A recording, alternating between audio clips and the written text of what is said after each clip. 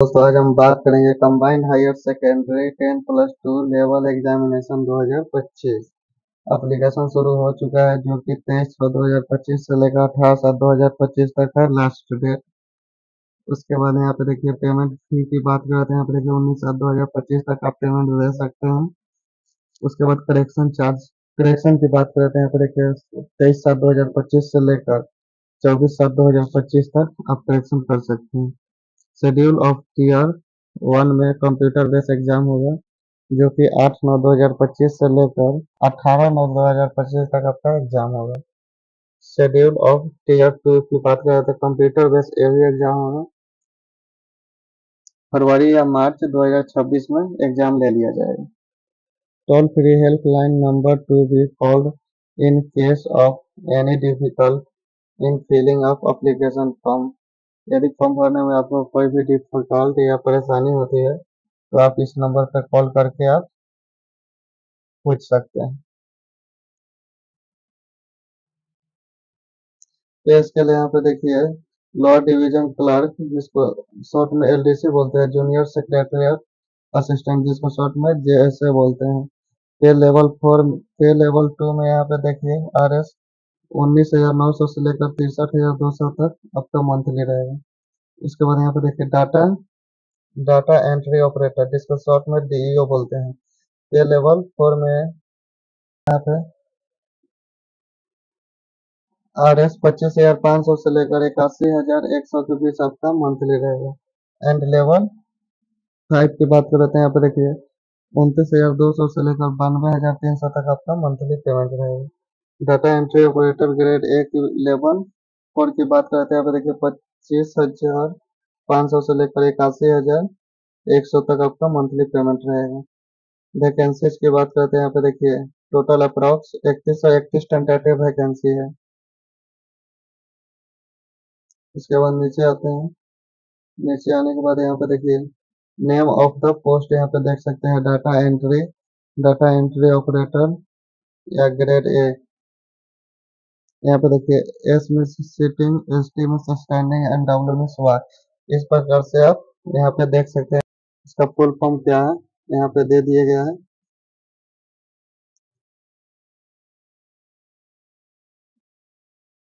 इसके बाद एलवी में लो विजन होता है, यहाँ पे आप देख सकते हैं।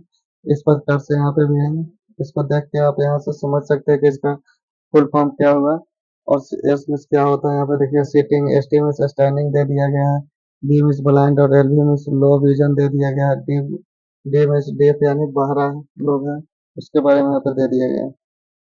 इसके बाद यहाँ पे देखिए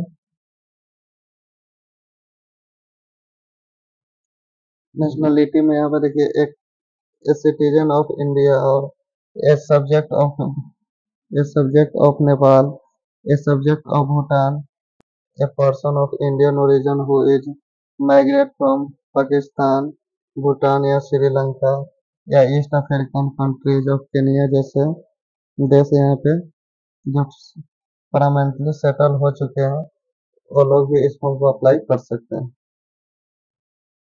अपर age limit different India are age under, यहाँ पे देखिए कैटेगरी वाइज यहाँ पे छूट दे दिया गया है।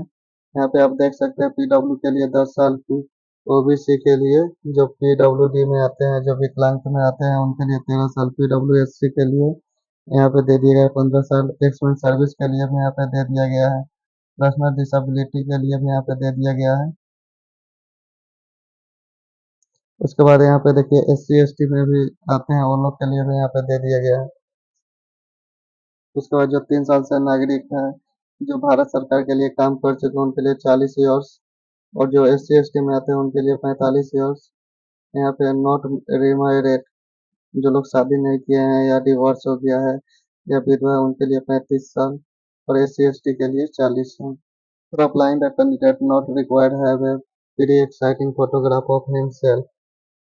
The application the application module has been designed to capture a photograph and candidate filling the application form. For this purpose, the candidate has been stand sit before camera and promoted by the application module and following the following introduction while capturing the photograph। यहाँ पे देखिए find the place with good light and plain background होना चाहिए। उसके बाद यहाँ पे देखिए ensure the camera at eye level before taking the photo.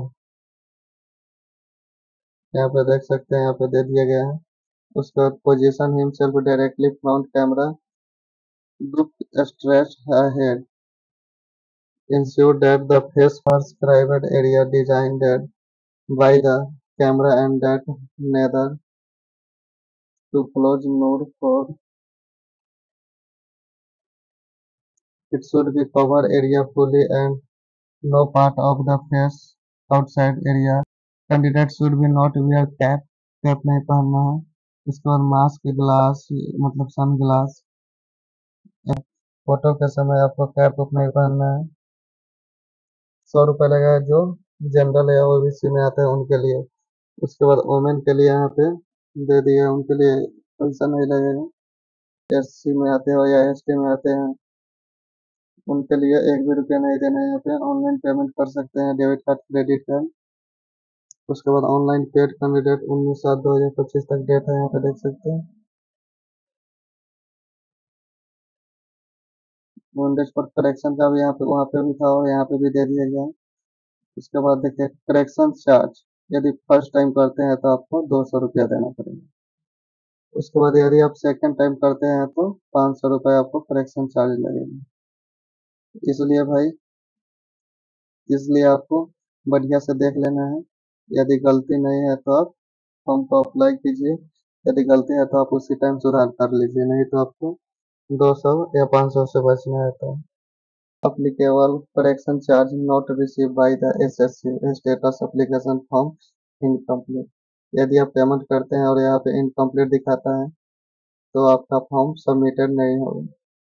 उसके बाद यहाँ पे देखिए एग्जाम सेंटर यहाँ पे दे दिया गया है, भागलपुर, मुजफ्फरपुर, पटना, गया, इस प्रकार से आप देख सकते हैं।